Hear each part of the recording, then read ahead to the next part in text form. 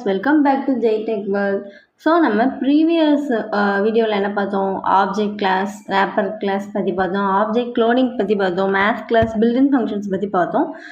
So நம்ம இந்த வீடியோவில் என்ன பார்க்க போகிறோம் அப்படின்னா, ஜாவாவில் இருக்கிற ஒரு இம்பார்ட்டன்ட் கான்செப்ட் பற்றி பார்க்க போகிறோம். That is recursion. நான் ரெக்கர்ஷன் பற்றி உங்களுக்கு ஷார்ட் அண்ட் ஸ்வீட்டாக சொல்கிறேன். டீட்டெயில்டாக வேணும் அப்படின்னா நான் ஃபர்தர் வீடியோஸ் ரெக்கர்ஷனுக்காக தனியாகவே போடுறேன்.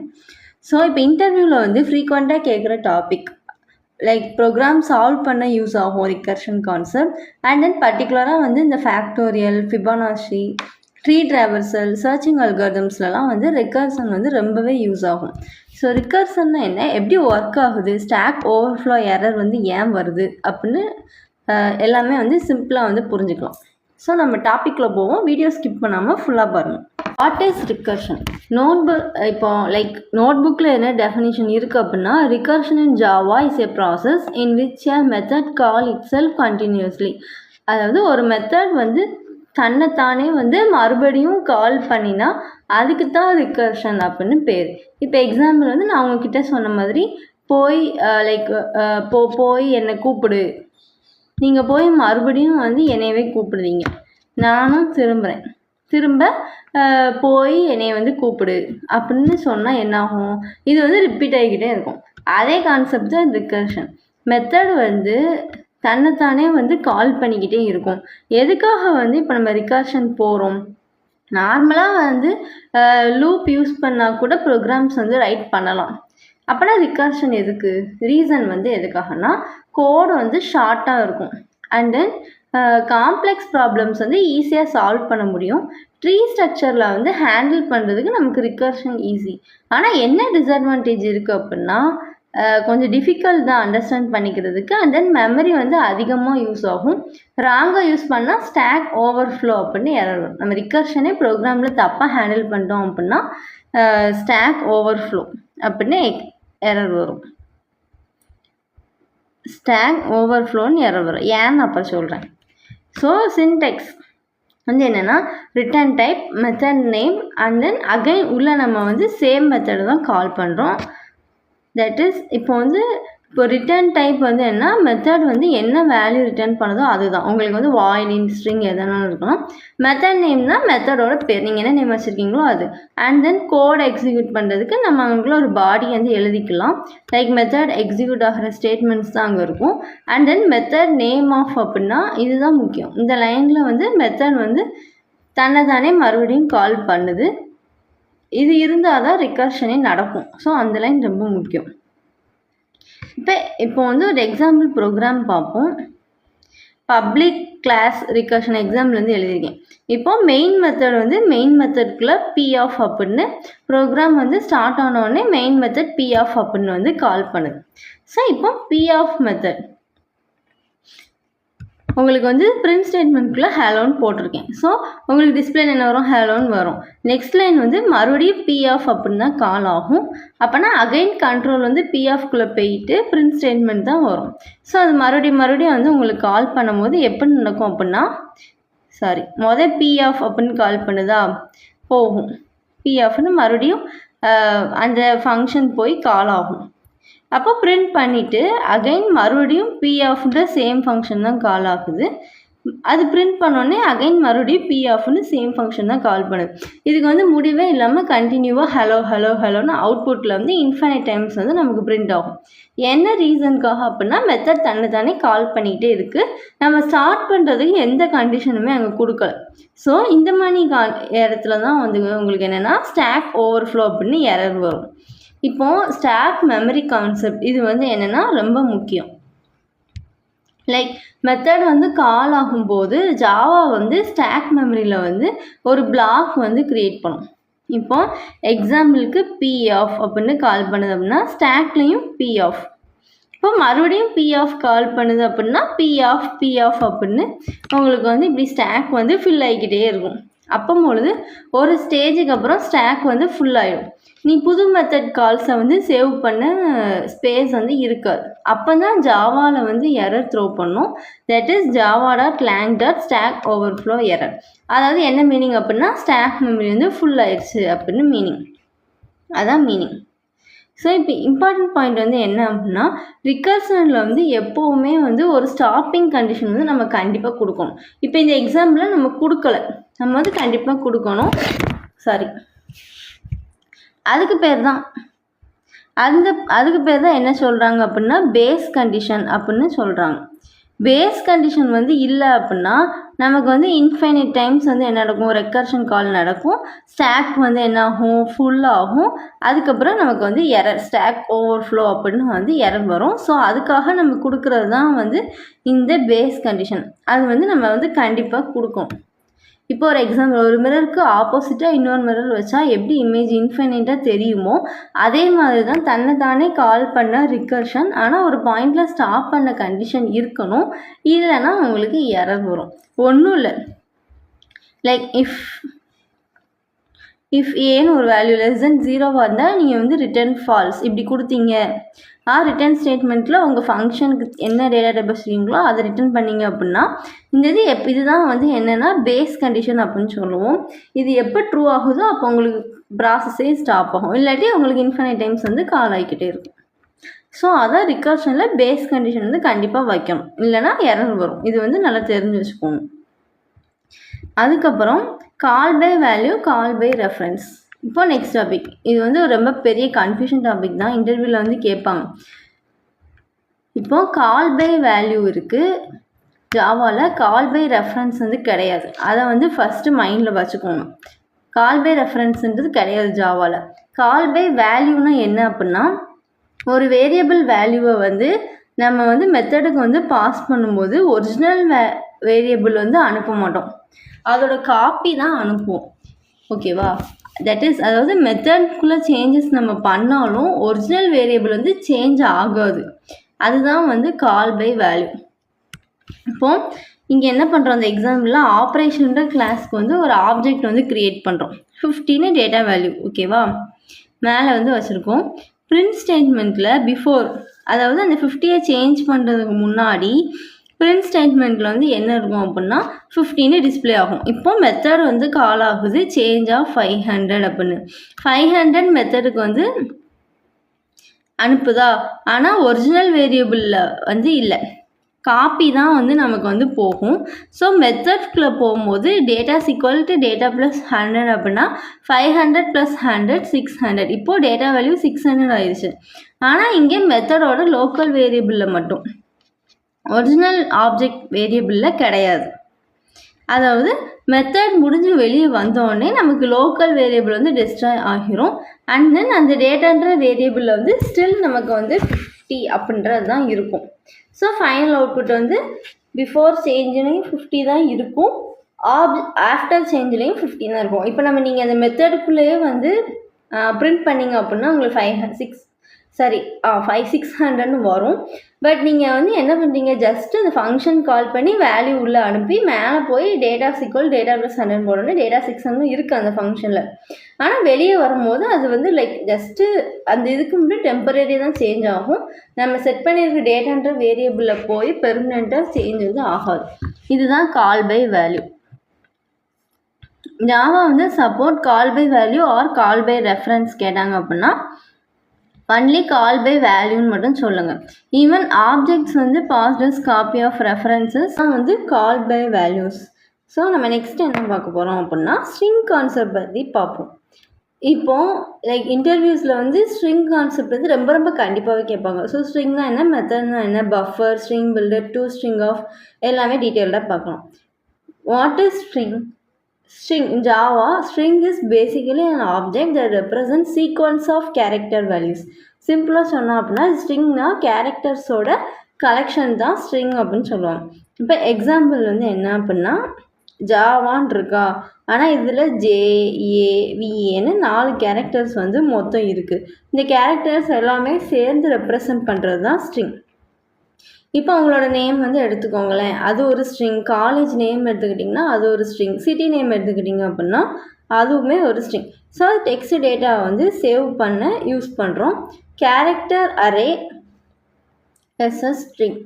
இப்போ இங்கே வந்து நான் எக்ஸாம்பிள் கொடுத்துருக்கேன், கேரக்டர் ஆஃப் இந்த மாதிரி கொடுத்துருக்கேன்னா அதில் ஜாவா லாங்குவேஜ்னு வந்து ஒரு கேரக்டர் அரே க்ரியேட் பண்ணியிருக்கேன். நெக்ஸ்ட்டு ஸ்ட்ரிங் வந்து க்ரியேட் பண்ணுறேன்.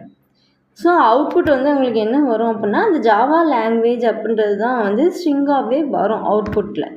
இது வந்து என்னென்னா கேரக்டர் அரே வந்து ஸ்ட்ரிங்காக வந்து நம்ம கன்வெர்ட் பண்ணுறோம். இப்படி CHR of CH equal to Java இந்த மாதிரி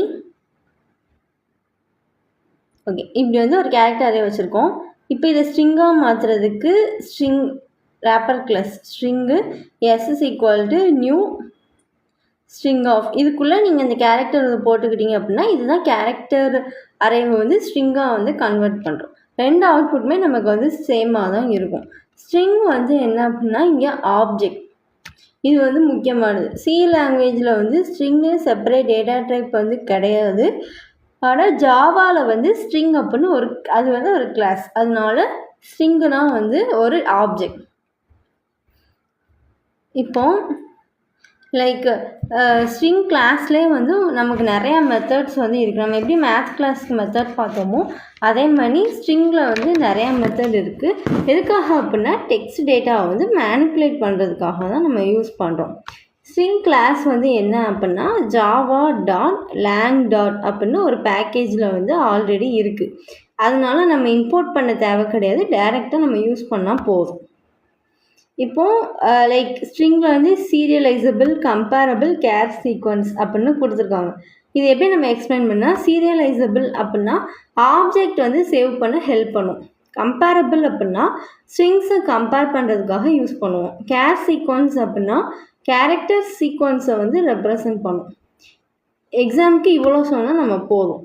நெக்ஸ்ட்டு வந்து என்ன அப்படின்னா ஸ்ட்ரிங்கு ஆப்ஜெக்ட் வந்து க்ரியேட் பண்ணுறதுக்கு வந்து ரெண்டு வேஸ் இருக்குது. ஒன்று வந்து பை ஸ்ட்ரிங் லிட்ரல், அது ஒன்றும் இல்லை. இப்போ வந்து ஸ்ட்ரிங் அப்படின்னு போட்டுட்டு எஸ் ஈக்குவல் டு டபுள் கோட்டில் ஜாவா இப்படின்னு எழுதுவோமா.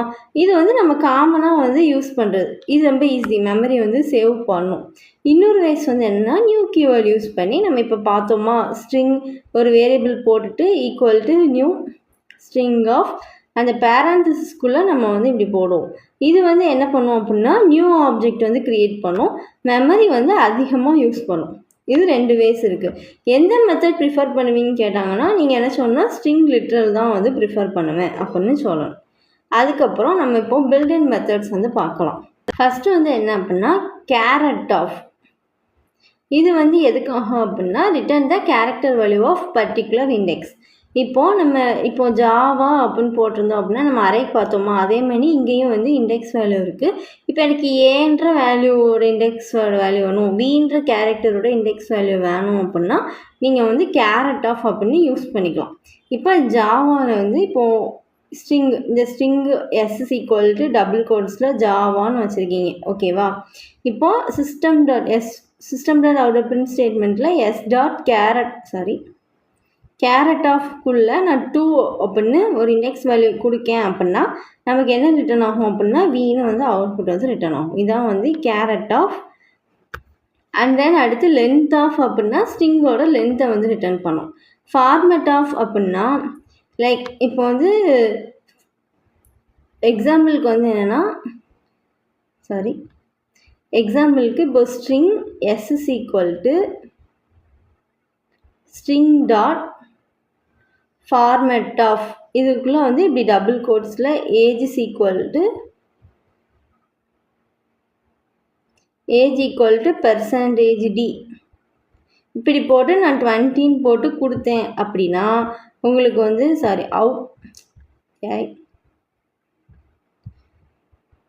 இப்படி கொடுக்கும்போது அவுட்புட்டில் வந்து என்ன வரும் அப்படின்னா ஏஜ் இஸ் ஈக்குவல் டு 20 வரும். இதுதான் வந்து format of string format of. உங்களுக்கு என்ன ஃபார்மேட்டில் வேணுமோ அந்த மாதிரி செட் பண்ணிக்கலாம். அதுக்கப்புறம் வந்து என்ன அப்படின்னா சப்ஸ்ட்ரிங் ஆஃப் அப்படின்னா ஒன்றும் இல்லை. லைக் இப்போ வந்து சப்ஸ்ட்ரிங்குள்ளே நம்ம வந்து பிகினிங் இண்டெக்ஸ் கொடுக்கோம் அப்படின்னா இப்போ வந்து எஸ் டாட் சப்ஸ்ட்ரிங் ஆஃப் போட்டு 2 கொடுக்கேன் அப்படின்னா உனக்கு வந்து இண்டெக்ஸ் 2லேருந்து லாஸ்ட் வரைக்கும் உள்ள எல்லாமே எடுக்கும். இப்போ நான் வந்து ஒரு எஸ்ன்றதில் வந்து ப்ரோக்ராமிங் அப்படின்னு வந்து ஸ்டோர் பண்ணியிருக்கேன்னு வச்சுக்கோங்க. எஸ் டாட் சப்ஸ்ட்ரிங் ஆஃப் நான் 3ன்னு கொடுத்தேன் அப்படின்னா உங்களுக்கு 3rd இண்டெக்ஸ் ஜிலேருந்து ஆரம்பித்து எல்லாமே வந்து உங்களுக்கு அவுட்புட்டில் வந்து டிஸ்பிளே ஆகும். அதுக்கப்புறம் சப்ஸ்ட்ரிங்கில் பிகினிங் கொடுக்கலாம், எண்டு வேல்யூமே கொடுக்கலாம். அப்படி கொடுக்கும்போது நீங்கள் என்ன வேல்யூ பிகினிங் கொடுத்தீங்களோ அதுலேருந்து எண்டு வேல்யூவும் முன்னாடி வர டிஸ்பிளே ஆகும். அதான் சப்ஸ்ட்ரிங். அதுக்கப்புறம் கண்டெய்ன்ஸ் ஆஃப் அப்படின்னா ஒன்றும் இல்லை. இப்போ வந்து ஒரு ஸ்ட்ரிங்கில் ஜாவா ப்ரோக்ராமிங்னு வச்சுருக்கீங்க. அடுத்து அந்த variable S dot contains of ஜாவான்னு போட்டோம் அப்படின்னா நீங்கள் கொடுத்துருக்குற அந்த பர்டிகுலர் வேர்டு வந்து ஒரு ஸ்ட்ரிங்கில் வச்சுருக்கீங்களா, அதில் இருக்கா இல்லையா, ஸ்ட்ரிங்கு வந்து இருக்கா இல்லையா அப்படின்னு செக் பண்ணி ட்ரூ இல்லாட்டி ஃபால்ஸ் அப்படின்னு தான் ரிட்டர்ன் பண்ணும் அவுட்புட். ஜாயின் ஆஃப் அப்படின்னா ஒன்றும் இல்லை, ஸ்ட்ரிங் டாட் ஜாயின் ஆஃப் அப்படின்னு போட்டுட்டு எழுதணும் அப்படின்னா ஸ்ட்ரிங்ஸை வந்து என்ன பண்ணும் அப்படின்னா ஜாயின் பண்ணும். எழுதி காட்டுறது கொஞ்சம் கஷ்டமாக இருக்குது ஃப்ரெண்ட்ஸ். இப்போ string S is equal to string dot இப்படி ஜாயின் ஆஃப் அப்படின்னு போட்டுட்டு டபுள் கோட்ஸில் வந்து எழுத மாட்டேங்குது கொஞ்சம், இப்படி ஜாவா அடுத்து பைத்தான் இப்படி போட்டோம் அப்படின்னா ஃபஸ்ட்டு நீங்கள் ஹைஃபன் தானே போட்டிருக்கீங்க. ஸோ அவுட்புட்டில் வந்து இப்படி ஹைஃபன் செப்பரேட்டடாக ஜாயின் பண்ணும். ஜாவா பைத்தான் இப்படி தான் வந்து உங்களுக்கு அவுட்புட் வந்து வரும். இதான் வந்து ஜாயின் ஆஃப். நெக்ஸ்ட் வந்து என்ன அப்படின்னா இண்டெக்ஸ் ஆஃப். அதுக்கு முன்னாடி இன்டர்ன் ஆஃப் இருக்குது. இது வந்து என்ன அப்படின்னா ஸ்ட்ரிங் பூலில் வந்து ஸ்டோர் பண்ண யூஸ் ஆகும். இது ஒரு இன்டர் லெவல் கான்செப்ட் தான். லைக் மெமரி ஆப்டிமைஸ் பண்ணுறதுக்காக இது யூஸ் பண்ணுவோம் இன்டர்ன் ஆஃப். இண்டெக்ஸ் ஆஃப்னா ஒன்றும் இல்லை, கேரக்டர் இண்டெக்ஸை வந்து நமக்கு ரிட்டர்ன் பண்ணும். நீங்கள் எப்படி கேரட்டில் வேல்யூ கொடுத்து கேரக்டரை வாங்குவீங்களோ அதே மாதிரி இண்டெக்ஸ் ஆஃபில் என்ன கேரக்டர் கொடுக்கீங்களோ அதோட இண்டெக்ஸ் வந்து ரிட்டர்ன் பண்ணும். And then to lower case of அப்படின்னா அந்த ஸ்ட்ரிங்கு வந்து இப்போது அப்பர் கேஸில் வந்து இப்படி இருக்குது ஜாவான்னு இருந்தது அப்படின்னா டாட் லோயர் கேஸ் ஆஃப் அப்படின்னு கொடுக்கும்போது அவுட்புட்டில் வந்து ஜாவா அப்படின்னு எல்லாமே லோயர் கேஸாக மாறி தான் டிஸ்பிளே ஆகும். அப்பர் கேஸ்னால் அதே மாதிரி ஆப்போசிட்டாக. ட்ரிம் ஆஃப் அப்படின்னா ஒன்றும் இல்லை. இப்போது நீங்கள் வந்து இந்த மாதிரி ஸ்ட்ரிங்கு வந்து வச்சுருக்கீங்க, முன்னாடி பின்னாடி வந்து இப்படி ஸ்பேஸ் விட்டு. இப்போ வந்து ட்ரிம் ஆஃப் வந்து யூஸ் பண்ணும்போது என்ன ஆகும் அப்படின்னா அந்த ஸ்பேசஸ் முன்னாடி பின்னாடி உள்ள ஸ்பேசஸை வந்து லைக் ஸ்டார்டிங் எண்டிங் ஸ்பேஸை ரிமூவ் பண்ணிவிட்டு உங்களுக்கு டிஸ்பிளே பண்ணும். அதான் வந்து ட்ரிம் ஆஃப். ஸோ இதெல்லாம் வந்து நம்ம அடிக்கடி யூஸ் பண்ணுற பில்டிங் ஃபங்க்ஷன்ஸ். இதை நீங்கள் யூஸ் பண்ணி பாருங்கள், உங்களுக்கே புரியும். அடுத்து வந்து என்ன அப்படின்னா string buffer class. Next topic. இது ஸ்ட்ரிங்கில் உள்ள எல்லா டாப்பிக்குமே இம்பார்ட்டன்ட் தான், ஒன்று ஒன்றா பார்ப்போம். முதல்ல ஸ்ட்ரிங்னா என்னென்னு பார்த்தோம், அதோட ஃபங்க்ஷன்ஸ்லாம் நம்ம பார்த்துட்டோம். இப்போ ஸ்ட்ரிங் பஃபர் கிளாஸ் பார்ப்போம். இப்போ நார்மலாக வந்து string S is equal to Java அப்படின்னு வேரியபிள் வந்து வைக்கிங்க. க்ரியேட் பண்ணதுக்கப்புறம் நம்மளால் வந்து இப்போ நார்மலாக இந்த மாதிரி டிஃபால்ட் மெத்தட் இருக்குமா, இப்படி இது வச்சதுக்கப்புறம் நம்மளால் வந்து என்ன பண்ண முடியாது அப்படின்னா சேஞ்ச் பண்ண முடியாது. அதுக்கு பேர் தான் வந்து என்ன அப்படின்னா இம்மியூட்டபிள் அப்படின்னு வந்து சொல்லுவோம். ஆல்ரெடி செட் பண்ணிட்டோம் அப்படின்னா நம்மளால் வந்து சேஞ்ச் பண்ண முடியாது. அதுக்கு பேர் தான் வந்து இம்மியூட்டபிள் அப்படின்னு சொல்லுவோம். இப்போ வந்து சிம்பிளாக வந்து என்னென்னா இப்போ ஸ்ட்ரிங் எஸ்ன்னு நான் வச்சுட்டேன். அதுக்கப்புறம் எஸ் இஸ் ஈக்குவல், இப்போ நான் சேஞ்ச் பண்ண போகிறேன் அப்படின்னா S is equal to S plus அது கூட ஏதாவது ஒரு வேல்யூபிள் வந்து ஆட் பண்ணிக்கணும். இப்படி பண்ணும்போது நியூ ஆப்ஜெக்ட் வந்து க்ரியேட் ஆகும். ஓல்டு ஆப்ஜெக்ட் இது வந்து புதுசு வந்து க்ரியேட் ஆகும். ஓல்டு பழசு வந்து வச்சுருக்கோமா அதிலே வந்து மாடிஃபை ஆகாது. அதுக்காக தான் வந்து என்னென்னா ஸ்ட்ரிங் பஃபரை வந்து போகிறோம். ஸ்ட்ரிங் பஃபர் வந்து மியூட்டபிள், அதாவது மாடிஃபை வந்து பண்ண முடியும். எக்ஸாம்பிளுக்கு வந்து என்னென்னா இப்படி தான் வந்து ஸ்ட்ரிங் பஃபர் வந்து க்ரியேட் பண்ணுவோம். String buffer S is equal to new போட்டு மறுபடியும் வந்து ஸ்ட்ரிங் பஃபர் ஆஃப் உள்ளே வந்து நான் ஹெலோன்னு வச்சுருக்கேன். ஓகேவா, இப்போதைக்கு நான் ஸ்ட்ரிங் பஃபர் யூஸ் பண்ணி நான் க்ரியேட் பண்ணி வச்சுருக்கேன். இதை வந்து இப்போ எப்படி மாடிஃபை பண்ணலாம் அப்படின்னா அது கூடயே நீங்கள் வந்து இப்போ S dot append of போட்டு ஜாவான்னு போட்டிங்க அப்படின்னா அந்த ஹெலோ கூடயே வந்து என்ன அப்படின்னா உங்களுக்கு ஜாவா அப்படின்னு சேம் இதில் தான் வந்து அப் அண்டே ஆகும். ஒரே ஆப்ஜெக்ட் தான் இங்கே மாடிஃபை ஆகும், புதுசாக வந்து க்ரியேட் பண்ண தேவையில்லை. ஏன் வந்து ஸ்ட்ரிங் பஃபர் வந்து போகிறோம் அப்படின்னா லைக் ரிப்பீட்டட் மாடிஃபிகேஷன் இருந்தால் நம்ம ஸ்ட்ரிங் பஃபர் போகலாம். அதுக்கப்புறம் ஸ்ட்ரிங் யூஸ் பண்ணால் மெமரி வந்து வேஸ்ட் ஆகும். ஸோ ஸ்ட்ரிங் பஃபர் யூஸ் பண்ணும்போது என்ன ஆகும் அப்படின்னா எஃபிஷியண்ட்டாக இருக்கும். அடுத்து த்ரெட் சேஃப், அதே மாதிரி மல்டிபிள் த்ரெட்ஸ் வந்து சேம் டைம் வந்து அக்சஸ் பண்ணாலும் ஸ்ட்ரிங் பஃபரில் வந்து உங்களுக்கு சேஃப் தான். ஸோ உங்களுக்கு இப்போ ஸ்ட்ரிங் பஃபர் வந்து த்ரெட் சேஃபான்னு கேட்டாங்க அப்படின்னா ஆமான்னு சொல்லுவோம். அதுக்கப்புறம் கன்ஸ்ட்ரக்டர் பார்த்தீங்க அப்படின்னா string buffer of empty buffer வந்து க்ரியேட் பண்ணும். கெப்பாசிட்டி வந்து ஒரு 16 வர. அடுத்து ஸ்ட்ரிங் பஃபர் ஆஃப்ல ஒரு ஸ்பெசிஃபைட் ஸ்ட்ரிங் வந்து க்ரியேட் பண்ணுறதுக்காக ஒரு வேல்யூ வந்து கொடுப்போம். அடுத்து ஸ்ட்ரிங் பஃபருக்குள்ளே இன்ட் கெப்பாசிட்டி, அதாவது கஸ்டம் கெப்பாசிட்டியும் நம்ம வந்து க்ரியேட் பண்ணிக்கலாம். So this is the string buffer. அடுத்து ஸ்ட்ரிங் பில்டர் பார்த்தீங்க அப்படின்னா இது வந்து ஸ்ட்ரிங் பஃபரோட பிரதர் மாதிரி தான், ஆல்மோஸ்ட் சேம் தான். டிஃப்ரென்ஸ் என்ன அப்படின்னா ஸ்ட்ரிங் பஃபர் வந்து த்ரெட் சேஃப் ஸ்லோவாக இருக்கும், ஸ்ட்ரிங் பில்டர் வந்து த்ரெட் சேஃப் கிடையாது, கொஞ்சம் ஃபாஸ்ட்டாக இருக்கும், அவ்வளோதான். எது ஃபாஸ்டர்னு கேட்டாங்க அப்படின்னா ஸ்ட்ரிங் பில்டர் தான் ஃபாஸ்டர் அப்படின்னு சொல்லணும். இதுலேயுமே அதாவது மெத்தட்ஸ் எல்லாமே ரெண்டுக்குமே சேம் தான். Like append of, insert of, replace, delete of, reverse of, capacity, ensure capacity of. இது வந்து ஸ்ட்ரிங் பஃபர்லேயும் இருக்கும், பில்டர்லேயும் இருக்கும். கான்செப்ட் சேம் தான், லைக் அந்த த்ரெட் சேஃப் கிடையாது, பட் ஃபாஸ்ட்டாக இருக்கும். இதில் ஸ்ட்ரிங் பில்டருமே அஸ் யூஷுவல் நம்ம வந்து ஸ்ட்ரிங் பஃபர் எப்படி க்ரியேட் பண்ணோமோ அதே மாதிரி string builder SB is equal to new string builder of, அதே மாதிரி தான் நம்ம வந்து க்ரியேட் பண்ணுவோம். ஸோ இவ்வளோ தான் வந்து ஸ்ட்ரிங் பஃபர் ஸ்ட்ரிங் பில்டர் இருக்கும்.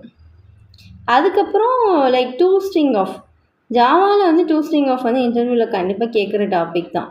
லைக் இப்போது ஆப்ஜெக்டை வந்து பிரிண்ட் பண்ணால் என்ன நடக்கும், நம்ம ஆல்ரெடி முன்னாடி பார்த்தோமா to string of. Object print பண்ணால் என்ன நடக்கும் அப்படின்னா, இப்போ நான் வந்து ஸ்டூடெண்ட்டு கிளாஸுக்கு வந்து ஒரு இதில் போயிட்டு நியூ ஸ்டூடெண்ட் ஆஃப் அப்படின்னா ஆப்ஜெக்ட் வந்து க்ரியேட் பண்ணியிருக்கேன். இப்போ நான் இது ஆப்ஜெக்டை வந்து நான் பிரிண்ட் பண்ண போகிறேன், பிரிண்ட் ஸ்டேட்மெண்ட்டில் போட்டு s.டூ ஸ்ட்ரிங் ஆஃப் ஆர் பிரிண்ட் ஸ்டேட்மெண்ட்டில் இப்படி வெறும் ஆப்ஜெக்டை நான் வந்து பிரிண்ட் பண்ணுறேன் அப்படின்னா உனக்கு அவுட்புட்டில் வந்து என்ன வரும் அப்படின்னா லைக் இந்த மணி ஸ்டூடெண்ட் அப்படின்னு அந்த கிளாஸ் பேரை போட்டு சும்மா இப்படி ஒரு வேல்யூ மணி சம்திங் 974ன்னு வச்சுக்கோங்க. இந்த மாதிரி உங்களுக்கு வியர்டாக வந்து ஒரு வேல்யூ வந்து வரும். ஏன் அப்படின்னா ஜாவா வந்து ஆட்டோமேட்டிக்காக டூ ஸ்ட்ரிங் ஆஃப் வந்து கால் பண்ணும். நீ ஆப்ஜெக்டை பிரிண்ட் பண்ணாலே, இப்போ வெறும் நான் system.out பிரிண்ட் ஸ்டேட்மெண்ட்டுக்குள்ளே ஆப்ஜெக்டை கொடுத்தாலே இது வந்து என்ன பண்ணும் அப்படின்னா ஆட்டோமேட்டிக்காக வந்து டூ ஸ்ட்ரிங் ஆஃப் மெத்தடை வந்து கால் பண்ணும். இப்போ நமக்கு வந்து யூஸ்ஃபுல்லான அவுட்புட் வந்து வேணும் அப்படின்னா அதுக்கு வந்து என்ன அப்படின்னா டூ ஸ்ட்ரிங் ஆஃப் வந்து நம்ம ஓவர்ரைட் வந்து பண்ணுவோம்.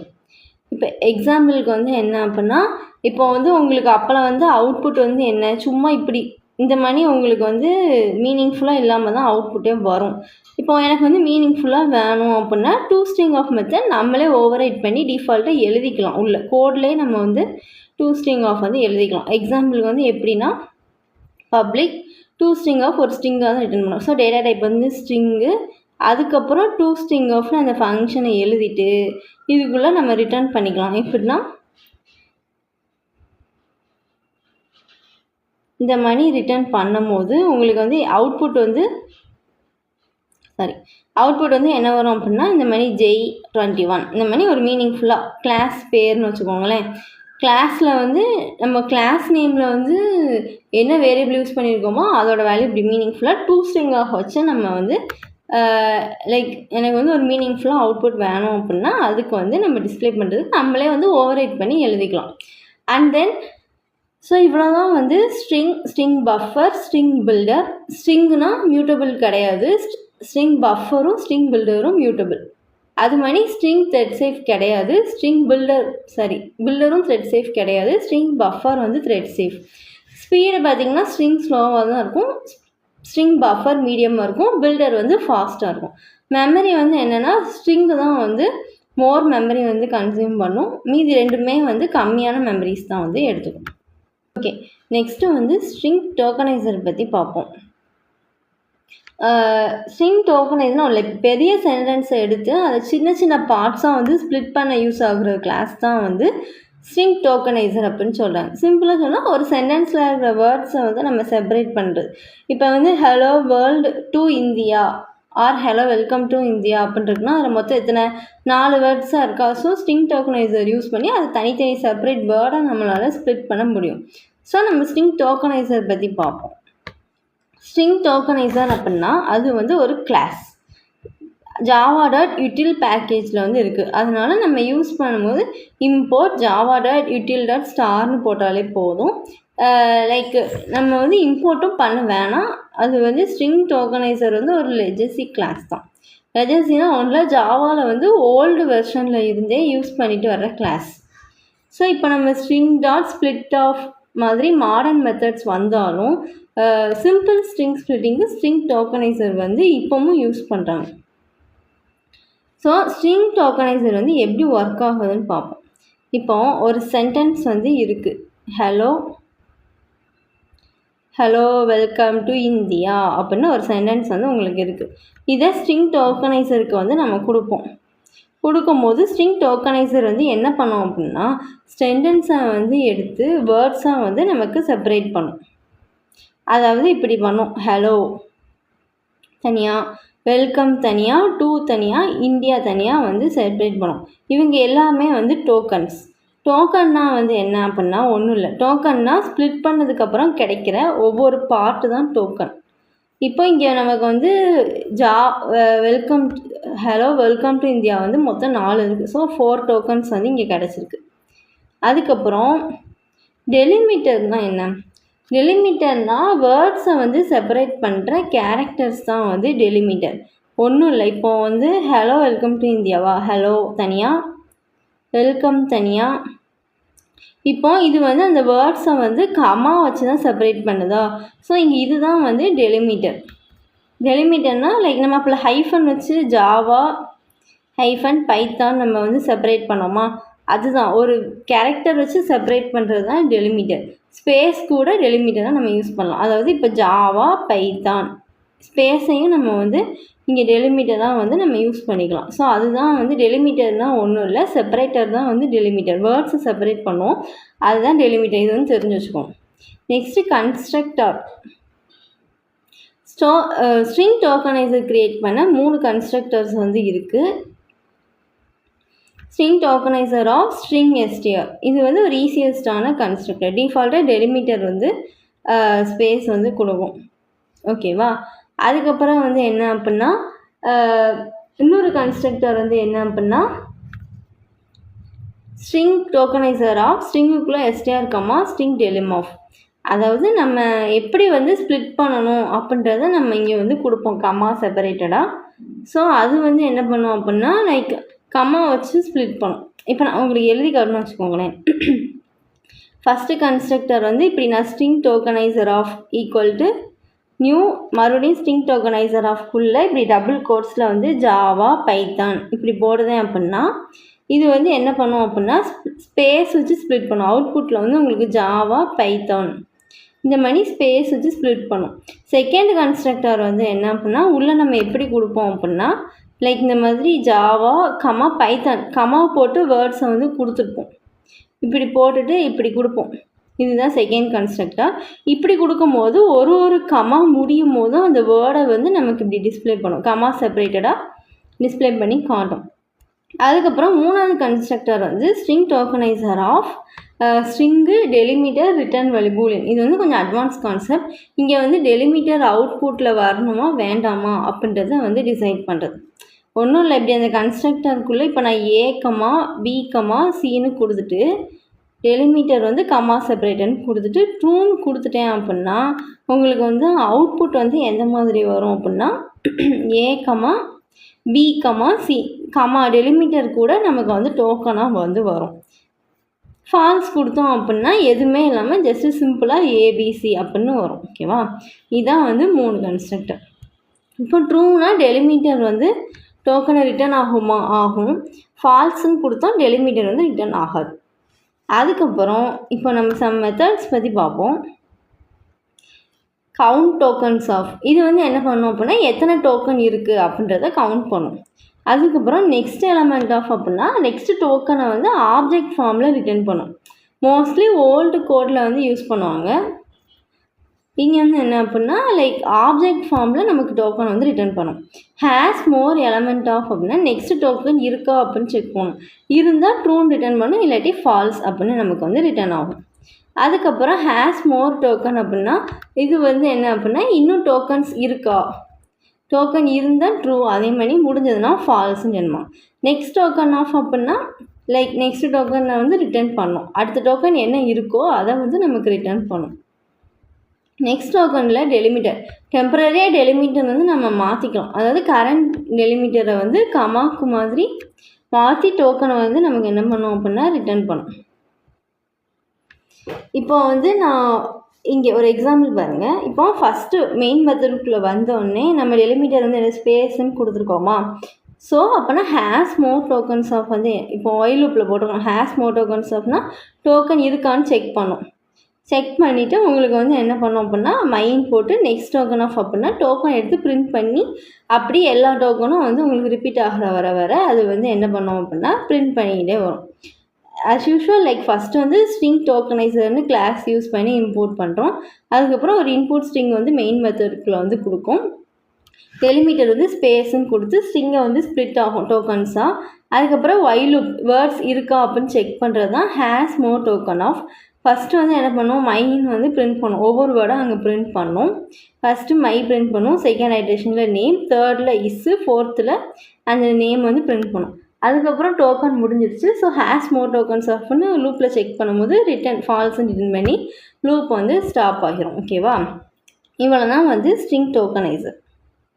இப்போ டெலிமிட்டர்னால் லைக் என்னென்னு கேட்டாங்கன்னா வேர்ட்ஸ் செப்பரேட் பண்ணி யூஸ் பண்ணுற கேரக்டர்னு சொல்லுங்கள். டோக்கன்னா என்ன அப்படின்னா அந்த வேர்ட்ஸை ஸ்ப்ளிட் பண்ணதுக்கப்புறம் எத்தனை வருதோ அதுதான் வந்து டோக்கன். மோஸ்ட்டாக வந்து has more tokens of, next token, count token அப்படி தான் வந்து யூஸ் பண்ணும். ஸோ நம்ம இந்த வீடியோவில் என்ன பார்த்தோம் அப்படின்னா ஸ்ட்ரிங் பஃபர், ரெக்கர்ஷன் பார்த்தோம், ஸ்ட்ரிங் பில்டர் பார்த்தோம், ஸ்ட்ரிங் டோக்கனைசர் பார்த்தோம். எல்லாமே முக்கியமான கான்செப்ட் தான். ஸோ ஓகே காய்ஸ், நம்ம சம் இம்பார்ட்டன்ட் டாபிக்ஸ்லாம் பார்த்தோம். நெக்ஸ்ட் டாபிக் வந்து நெக்ஸ்ட் வீடியோவில் பார்ப்போம். So like, share and subscribe பண்ணிடுங்க. உங்களுக்கு மெட்டீரியல் வேணும் அப்படின்னா கமெண்ட்டில் போடுங்க, நான் உங்களுக்கு ஷேர் பண்ணுறேன். எந்த டவுட்ஸாக இருந்தாலுமே நீங்கள் கமெண்ட்டில் கேளுங்க, நான் உங்களுக்கு ரிப்ளை பண்ணுவேன் பார்த்துட்டு. ஸோ நெக்ஸ்ட் வீடியோவுக்கு நம்ம மீட் பண்ணுவோம். தேங்க்யூ ஃபார் வாட்சிங் காய்ஸ்.